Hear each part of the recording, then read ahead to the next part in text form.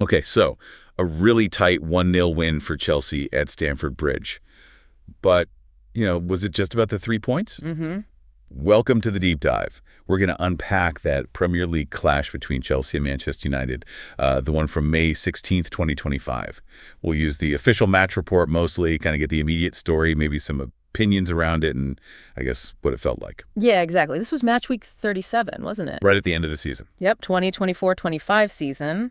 Played at Stamford Bridge, packed house. Chris Kavanagh was the ref. And like you said, our aim today is really to dig a bit deeper than just that single goal. Which came quite late, actually. Yeah, 71st minute. We want to explore what this result really means for both clubs, Chelsea and United, especially at this, really crucial stage. We'll look at the key events from the report, the reactions, maybe what it suggests going forward. Sounds good. And yeah, our main source here is that Premier League website Match Report. It gives us the facts to start with. Okay, let's dive in then. Those key moments from the report. Chelsea win 1-0. Marc Cucurella gets the goal. 71st minute, Reece James with the assist. Mm-hmm. But it wasn't straightforward before that, was it? The report mentions quite a bit of drama. Oh, definitely. Yeah, one of the big early talking points around the 16th minute, I think, Harry Maguire headed one in for United. From a Fernandes cross. That's the one. Looked like they were ahead, but the celebrations didn't last long. VAR stepped in. VAR, of course. Yep, rolled it offside.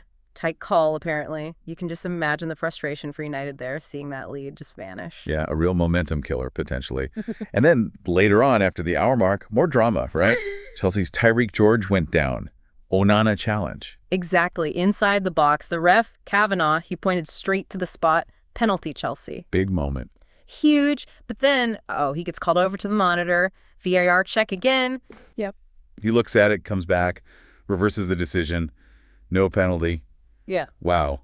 Talk about a roller coaster for the home fans. Definitely. A real up and down moment there. But, Chelsea didn't let it get to them for too long. Like you said, 71st minute, Reece James does brilliantly down the wing. Fantastic cross, the report said. Yeah, and Cucurella meets it. Powerful header.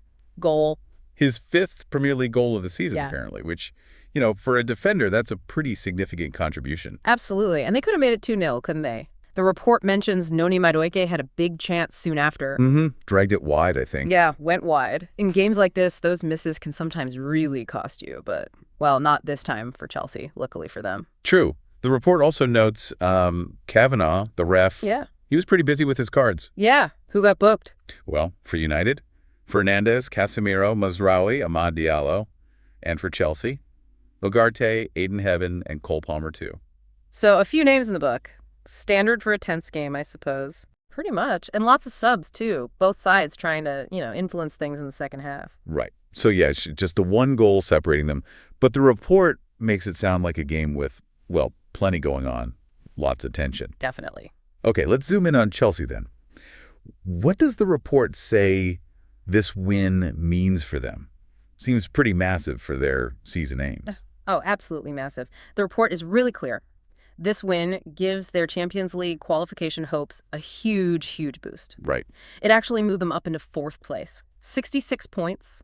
Crucially, level with Villa and Newcastle, with just that one game left to play, puts them in a really strong spot for that top 4 finish. And didn't Maresca, their manager, say something at the start of the season about Champions League within 2 years? Yeah, the report mentions that, his preseason target.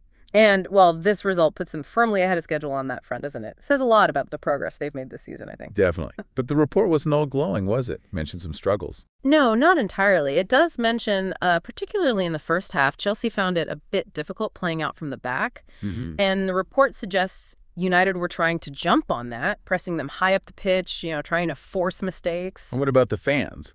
The report touched on the atmosphere. Yeah, it did. It described this palpable sense of nerves among the Chelsea fans, especially when the news came through that Aston Villa had won their game earlier.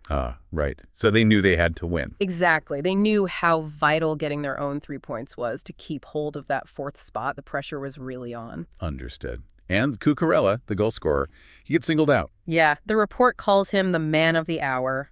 Scored the decisive goal. It's always kind of special when someone maybe not expected to score pops up with such a vital one, isn't it? It really is. So, looking ahead for Chelsea then, based on the report, final league game is Forest. Yep, against Nottingham Forest. That'll be key to nail down that Champions League spot. And then just a few days after that, they've got the Europa Conference League final. Against Real Betis. That's right. So yeah, it's shaping up to be a potentially massive end to the season for them on two fronts. Huge couple of weeks ahead for them. Okay, let's flip it then. Manchester United, the report's take on their situation sounds, well, less positive. Yeah, that's fair to say. The report really paints a picture of more league misery for United. It highlights they're still stuck down in 16th place. Wow, 16th. That's really low for them. It is a massive contrast to, the history and the resources of that club. And the recent form. Yeah. The report wasn't kind about that either, was it? No, it really underlines the concern there. This loss made it 8 Premier League games without a win. 8. Since they beat Leicester back in March. 8 games. And the report stresses that's their longest ever winless run in the Premier League competition. That's a seriously worrying stat for everyone involved with the club. You have to think the pressure inside the club is just immense right now with that kind of run. The report mentions their Europa League final, though, against Spurs. It does, yeah. In Bilbao, that competition now obviously takes on even more significance given how the league season has gone, doesn't it? Absolutely. It's their main route into Europe next season, potentially. For sure. And the report kind of hints that, Ruben Amorim's team, they would have been desperate for a good result, a morale boost at Stamford Bridge to take into that final. Didn't happen, obviously. It wasn't all bad. Did the report mention any positives for United? Any threats? It did acknowledge they had moments. Maguire's disallowed goal, obviously. Yeah. There was a decent chance for Mason Mount early in the second half, and Amad Diallo looked quite lively, apparently. Forced a decent save from Sanchez in the Chelsea goal. Okay. So, yeah, it suggests they weren't completely out of it. They did carry some threat, even if the result went against them. Right, so maybe the 1-0 scoreline hides a slightly closer contest than it suggests on the surface. But ultimately, Chelsea got the job done. Okay, let's pull back a bit. Broader context. This was match week 37, as you said. Right. Right at the business end. Exactly. Crunch time. Every point matters for league positions, European spots, everything. The report keeps its focus pretty tight on this game and what it means at the top, especially that Champions League race. Mm-hmm. It nods to the wider league picture, but doesn't get bogged down in all the standings, kind of assumes the main interest is how this Chelsea win impacts them and United. Makes sense. And for anyone wanting to catch the action visually, the report points out highlights are on YouTube. Yeah, handy for seeing those key moments. Again, the offside goal, the penalty that wasn't, and Cucurella's winner. And it mentions the man of the match poll, too. Always generates a bit of debate, though. Always does. Fans never agree. Oh, true.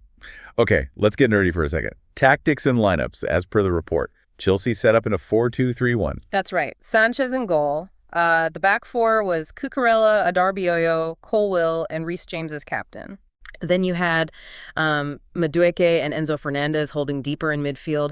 Caicedo was a bit further forward with Palmer and Nito. And Tyrique George was leading the line up front. Pretty standard setup, aiming for that solid base, but with plenty of attacking support. Gotcha. And United, the report said 3-4-2-1 for them. Yep. Oh. Onana in goal. Back three of Shaw, Lindelof, and Maguire. Right. Then the midfield four across the middle. Mazraoui and Casemiro central, with Dorgu and Bruno Fernandes looking like the wingbacks. Interesting. And up top. Ahead of the midfield, you had Mount and Amad Diallo playing as the sort of attacking midfielders, just behind Rasmus Højlund, who is the main striker. It's a formation that can give you defensive numbers, but relies heavily on those wingbacks getting forward. So a bit of a tactical battle suggested by the report. Chelsea playing out, United pressing. Yeah, subtly, it hints at that. Chelsea trying to build, United trying to disrupt high up, especially early on when Chelsea were struggling a bit with it. And it mentions United liking possession, while Chelsea maybe weren't as smooth in the first half. So yeah, different approaches trying to get control. Fascinating stuff. These tactical nuances often decide these close games. The report also lists all the officials, doesn't it? Standard procedure. Yep. Kavanaugh the ref, Lee Betts, and Scott Ledger assisting him. Tony Harrington was fourth official, and VAR was Craig Pawson, helped by Nick Hopton. Good to have that on record. Always. What about the history between these two? Does the report give a head-to-head? It gives a quick snapshot. All-time, Chelsea actually have a slight edge, 20 wins to United's 19. Pretty even home and away splits. But what's really interesting is the number of draws, 27 draws in 66 matches. Wow, that's a lot of draws. Nearly half the games. Tells you how often these two teams have canceled each other out over the years, doesn't it? Really tight affairs, historically. Adds another layer to this win for Chelsea, then. And recent meetings, the report touched on those too. It did, yeah. Just quickly, November 2024, the reverse fixture this season was a 1-1 draw at Old Trafford. Okay. Before that, April 2024, that crazy 4-3 Chelsea win here at the Bridge. I remember that one. Yeah, wild game. December 23, United won 2-1 at home. And May 23, United won quite comfortably 4-1, also at Old Trafford. So really a mixed bag recently, which makes this latest 1-0 Chelsea win feel quite significant in their current rivalry. Good context. And it emphasizes this win for Chelsea, breaking that recent pattern a bit. What about form coming into this game? Report mentioned that. Oh yeah, big contrast. Chelsea were flying. This win against United came after beating Newcastle, Liverpool, Everton. They were building some serious momentum at just the right time. Right. In United? Well, the opposite story, really, as the report showed. This defeat followed losses to Newcastle and West Ham, that draw with Brentford, another loss to Bournemouth before that. That 8-game winless run we talked about really tells the story of their recent struggles. Huge pressure. Night and day, really, in terms of form. Does the report mention any standout individual stats for the season leading up to this game? Like top scorers? It gives a quick rundown. For Chelsea, Cole Palmer was leading their scoring with 15 goals. Nicholas Jackson had 10. Palmer having a great season. Phenomenal. For United, Bruno Fernandes was their top scorer, but with 8 goals. Bit of a gap there. Assists. Fernandes also led United with 9 assists. For Chelsea, Palmer again with 8 assists, and Enzo Fernandez had 7. So Palmer involved in a lot for Chelsea. Clearly their main man this season. Absolutely. And tackling-wise, Mazraoui and Casemiro were busiest for United according to the stats, while Moises Caicedo led the way for Chelsea in that department. Just gives you a flavor of the key contributors. Yeah, helps paint the picture. Finally, the report nods to other related news and video stuff. Just briefly. Mentions things like the ongoing race for Europe narrative, which this game was obviously central to. Also flags player availability stuff, like Nicholas Jackson being suspended for Chelsea's remaining games. That's a blow for them. Definitely. And it points you towards, pundit analysis videos discussing the Champions League chase and clips of the managers Maresca and Amorim giving their post-match thoughts. Standard surrounding content. Got it. Okay, so let's Korean wrap this deep dive up. The key takeaway seems to be Chelsea grab a absolutely crucial 1-0 win. Huge for their Champions League dreams. Keeps their strong run going. Vital 3 points. For Manchester United, though, it's more frustration in the league. That winless streak continues, 16th place. Their focus surely has to be almost entirely on that Europa League final now. You'd have to think so. But as we've sort of dug into, using that report, even though it was just 1-0, there was plenty packed into this match. VAR calls, penalty overturn, missed chances, the tactical side, and just the sheer weight of the result for both clubs' ambitions. Yeah, definitely more than meets the eye with just the scoreline. Which leads us to maybe a final thought for you, the listener, to chew on. Okay. Given what this match report highlighted Chelsea seemingly on the ebb, United struggling for league consistency. What kind of fundamental changes do you think Manchester United might need to make to get back to challenging regularly? And on the flip side, can Chelsea actually sustain this momentum, balancing the final league push with that big European final coming up? That's the big question, isn't it? Lots to think about there. Can United turn it around? Can Chelsea finish the job? Definitely something to ponder. And we absolutely encourage you to look deeper, find tactical analyses, player ratings, read more about the end of this Premier League season. There's always more layers. For sure. Right. That's us for this deep dive. Thanks for tuning in.